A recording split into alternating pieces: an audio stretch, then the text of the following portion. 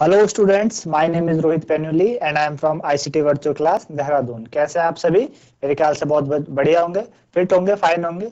हम class 8 science कर रहे हैं, जिसमें कि हमारा chapter conservation of plant and animal chapter 7 हमने पिछले भाग में आपका कंप्लीट किया। आपको पूरा थ्योरेटिकल पार्ट मैं करा चुका हूँ, किस तरीके से डिफॉरेस्टेशन है ना, और हम एफोरेस्टेशन कैसे कर सकते हैं, क्या क्या कॉज है, कौन कौन से प्रोटेक्टेड एरियाज के बारे में हमने पढ़ा है ना। हमने देखा कि जो बच्चे हैं वो विजिट में गए थे आपके पंचमढ़ी बायोस्फीयर रिजर्व में, क्योंकि एक बहुत बड़ा बायोस्फीयर रिजर्व है जिसके अंदर wild life century, national park, इस तरह की तमाम चीजें आती है। और हमने टाइगर जो टाइगर गवर्नमेंट द्वारा टाइगर के कंजर्वेशन के लिए जो टाइगर प्रोजेक्ट लॉन्च किया है वो भी हमने समझा किस तरीके से। ये सारी बातें हमने समझी है ना। हम चैप्टर कंप्लीट कर चुके हैं। आज हम उस चैप्टर की एक्सरसाइज करेंगे। हम देखेंगे कि जो भी हमने पढ़ा उसको पढ़ने के बाद हमने क्या सीखा है ना, क्योंकि एक अवलोकन होना जरूरी है, एक इवैल्यूएशन होना जरूरी है। जो भी हम पढ़ते हैं उसके बाद कुछ क्वेश्चंस कुछ हमें करना चाहिए ताकि हम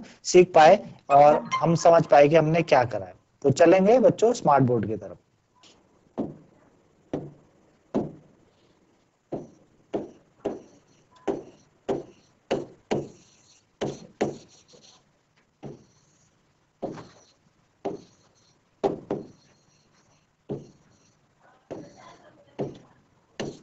क्लास 8 साइंस और हमारी एक्सरसाइज है आज chapter number 7।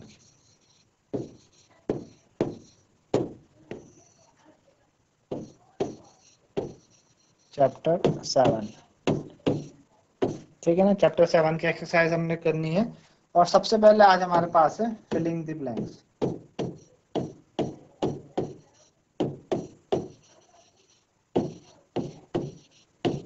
Fill in the blanks, ठीक है ना। फिल इन द ब्लैंक्स की बात करेंगे।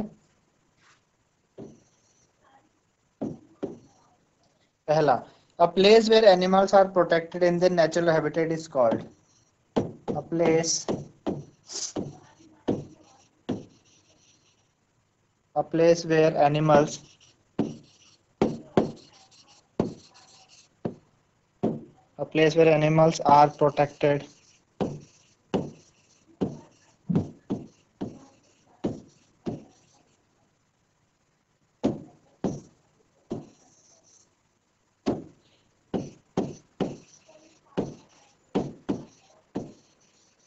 place where animals are protected in their natural habitat.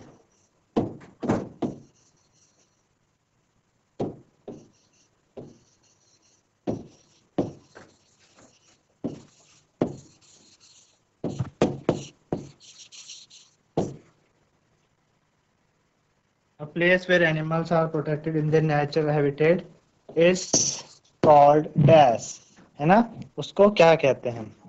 ठीक, तो जहाँ पे हम एनिमल्स को उनके नेचुरल हैबिटेट में प्रोटेक्ट करते हैं वो कहा जाता है आपकी वाइल्ड लाइफ सेंचुरी। क्या होती है?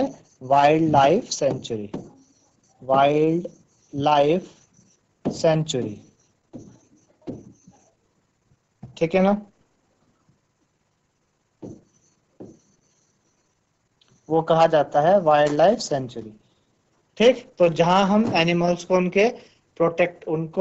प्रोटेक्ट करते हैं उनके नेचुरल हैबिटेट में, is called wild life century. वो वाइल्ड लाइफ सेंचुरी कहलाती है। मेरे ख्याल से इतना समझ आया होगा। Second one is species found only in particular area. Species found only in a particular area,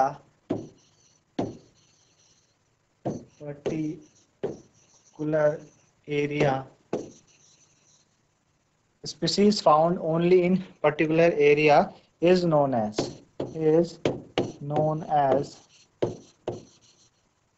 है ना। तो आपको बताया था कि स्पीसीज जो पर्टिकुलर एरियाज में मिलती थी हमें, है ना, सिर्फ एक पर्टिकुलर एरिया में मिलती है, उन्हें हम क्या कहते थे? एंडेमिक स्पीसीज कहते थे। क्या कहते थे? एंडेमिक, है ना। तो उन स्पीसीज का क्या नाम है? They are known as endemic species. Endemic species कहा जाता था ऐसी स्पीसीज, है ना। तो मेरे ख्याल से ये भी आपको समझ आया। Third one is migratory birds, migratory birds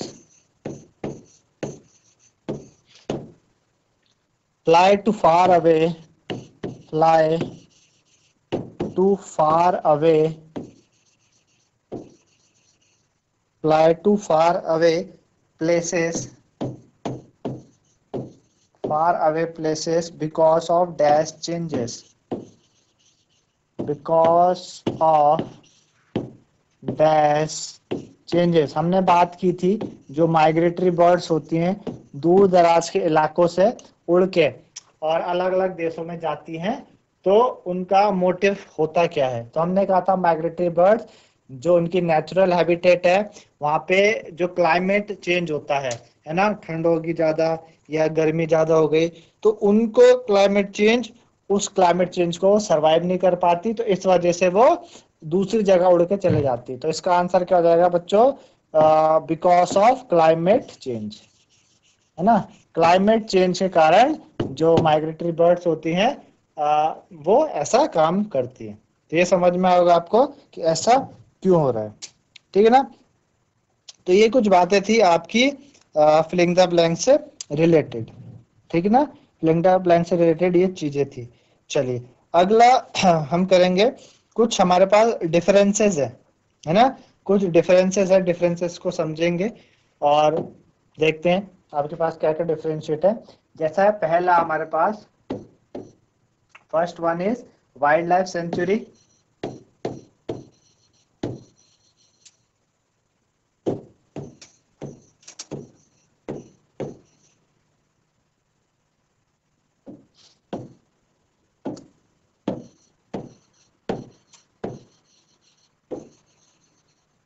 wild life sanctuary, एक है biosphere reserve, biosphere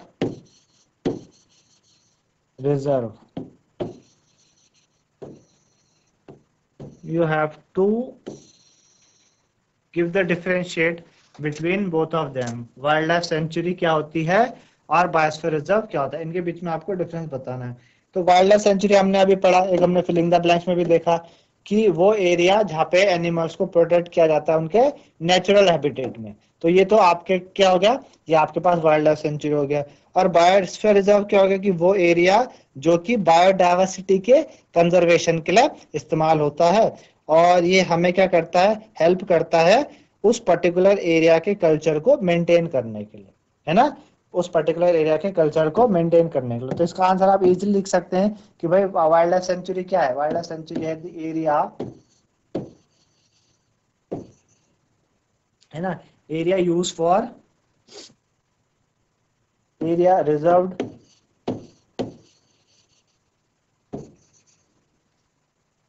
area reserved for the protection of wild animal, for the protection of wild animal,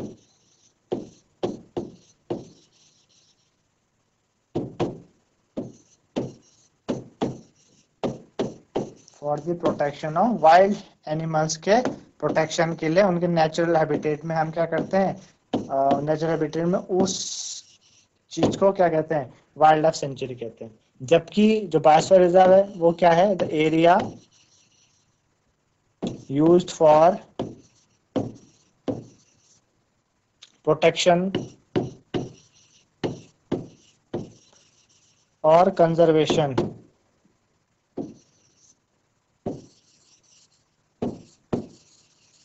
protection और conservation of biodiversity.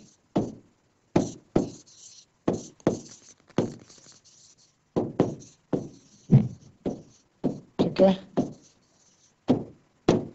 Area use for protection और conservation of biodiversity के लिए हम biosphere reserve का इस्तेमाल करते हैं, और वाइल्ड लाइफ सेंचुरी का इस्तेमाल नेचुरल हैबिटेट में, नेचुरल हैबिटेट में हम क्या करते हैं, आपके वाइल्ड एनिमल्स को प्रोटेक्ट करते हैं। ठीक है ना, तो ये हो गया। चलिए अगला हमारे पास डिफरेंस क्या है, अगला डिफरेंस हमें करना है जू और वाइल्ड लाइफ सेंचुरी में, जू and wild life century.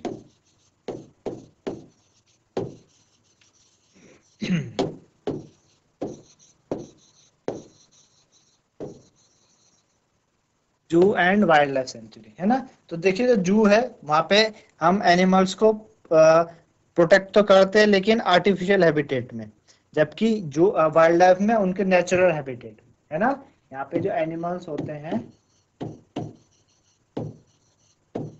Are protected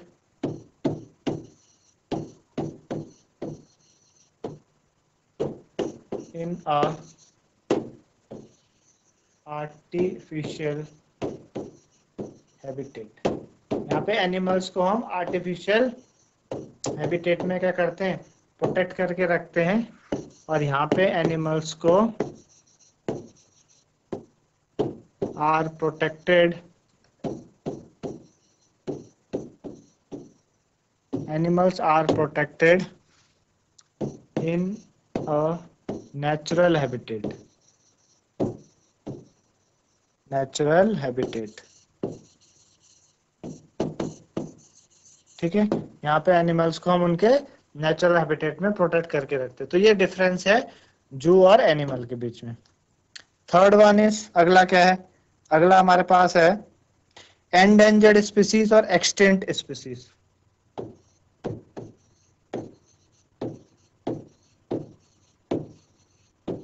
endangered species और एक एक्सटिंक्ट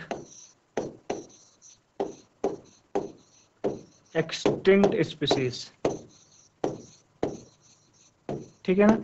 तो एंडेंजर्ड तो आपको बताया था, जिनकी जो संख्या है, पॉपुलेशन है, धीरे धीरे धीरे धीरे समय के साथ कम होती चली जाती है। एक्सटिंक्ट मतलब जो पूरी की पूरी खत्म होगी, जिनका नंबर 0 हो गया, है ना, जिनका नंबर क्या हो गया, 0 हो गया। तो एंडेंजर्ड में हम क्या बोल सकते हैं कि animals whose number are diminished, whose number are diminished, कम होता चला जा रहा है ना, whose number are diminishing, इनका नंबर क्या हो रहा है, कम हो रहा है।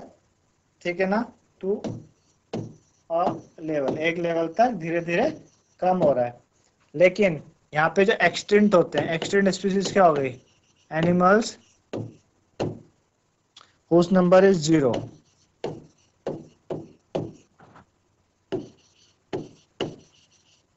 whose number is 0, जिनका नंबर क्या हो गया, 0 हो गया, खत्म हो गया, अब कोई बची नहीं है, एक्सटिंक्ट स्पीसीज हो गई, है ना।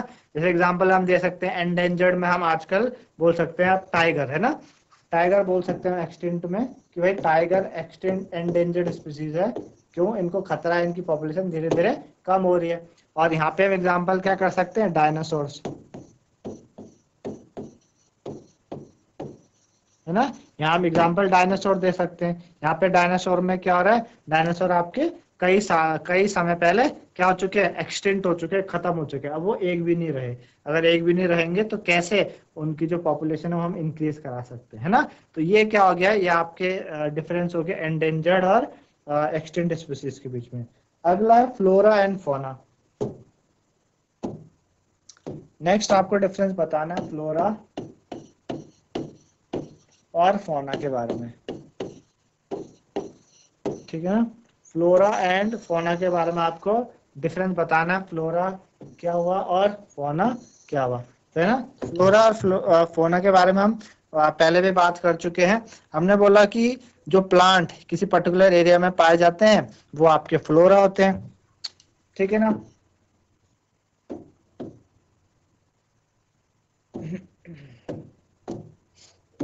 the plant found in a particular area, the plant found in a particular area, जो प्लांट किसी पर्टिकुलर एरिया में मिलते हैं प्लांट, उन्हें हम फ्लोरा कहते हैं, ना। जैसे कि एग्जांपल के लिए हम क्या कर सकते हैं, जामुन हो गए, है ना, साल हो गए, साल के पेड़ होते हैं, जामुन के पेड़ होते हैं, ये फ्लोरा हो गया आपके, है ना। फौना में क्या हो गया, जो एनिमल्स होते हैं, animals are termed as fauna.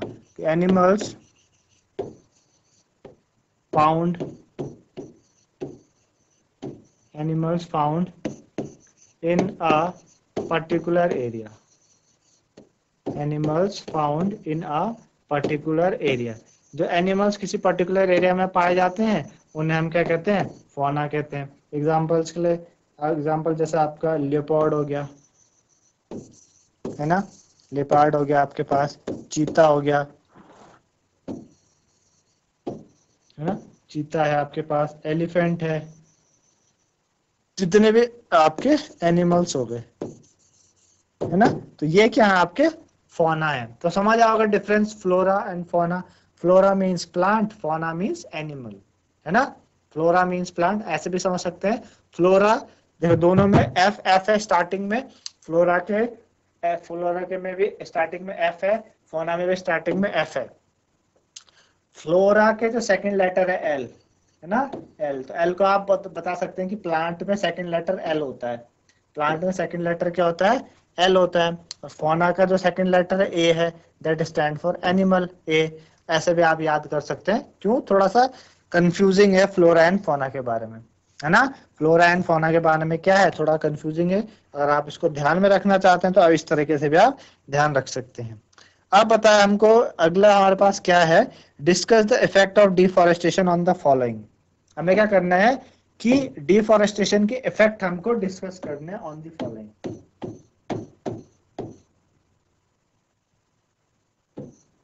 Discuss the effect of deforestation. देखिए आपको कितना याद, हमने साहब सर हर एक चीज जो मैं अभी यहाँ पे एक्सरसाइज में करा रहा हूँ, हर एक चीज पढ़ी है, और आपने अच्छे से पढ़ी है तो आपको तुरंत याद आ जाएगी, है ना। हमें क्या करना है, हमें डिफॉरेस्टेशन के इफेक्ट बताने हैं। पहला वाइल्ड एनिमल्स, पहला है वाइल्ड एनिमल्स।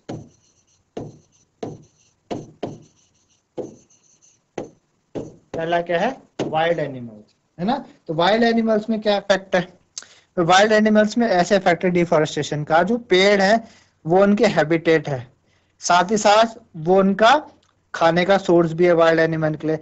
डिफॉरेस्टेशन से क्या हो जाता है बच्चों, उनका जो नेचुरल हैबिटेट है वो तबाह हो जाता है ना। वाइल्ड एनिमल, डिफॉरेस्टेशन से क्या इफेक्ट पड़ता है वाइल्ड एनिमल में, जो पेड़ पौधे हैं, पेड़ पौधे उनके लिए हैबिटेट है, साथ ही साथ उनका एक खाने का जरिया। अगर हम उसको ही खत्म कर देंगे तो उनका नेचुरल हैबिटेट तबाह हो जाएगा। तो पहला वाइल्ड एनिमल। दूसरा आपके पास क्या है, इन्वायरमेंट,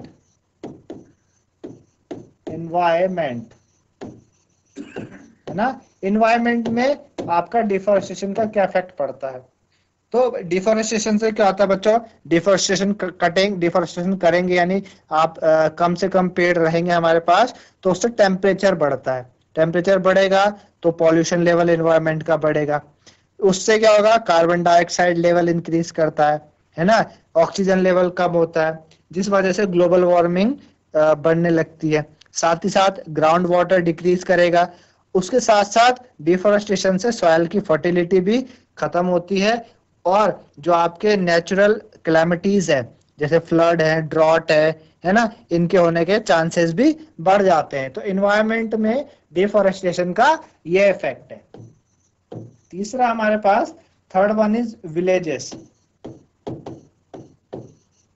विलेजेस, और कैसे वाले विलेज, जो रूरल एरिया में जो विलेजेस होते हैं, रूरल एरिया के जो विलेजेस होते हैं उनकी बात, है ना। तो डिफॉरेस्टेशन का क्या इफेक्ट होगा भाई, रूरल एरिया में रेनफॉल कम होगी, है ना, बारिश, पेड़ कम होंगे तो रेनफॉल कम होगी, रेनफॉल कम होगी तो जो सॉइल की फर्टिलिटी है वो इफेक्ट करेगी, उस वजह से नेचुरल डिजास्टर आने के चांसेस बढ़ सकते हैं। साथ ही साथ जो विलेजेस हैं वहां पे ऐसी कोई फैसिलिटी नहीं होती, किसकी, पानी वगैरह की। जैसे शहरों में पानी की काफी फैसिलिटी हम प्रोवाइड कर सकते हैं अपने खेतों के लिए, प्लेन्स के खेतों में, लेकिन जो विलेजेस के खेत होते हैं वहां पे ऐसे पानी की कोई इतनी अच्छी फैसिलिटी नहीं होती, क्योंकि जो फार्मर्स होते हैं दे टोटली डिपेंडेड ऑन रेन, बारिश पे, रेनफॉल पे टोटली डिपेंड करते हैं। तो अगर हम पेड़ काट देंगे, डिफोरेस्टेशन करेंगे, पेड़ कम होंगे, ऑटोमेटिकली रेनफॉल पे इफेक्ट पड़ेगा।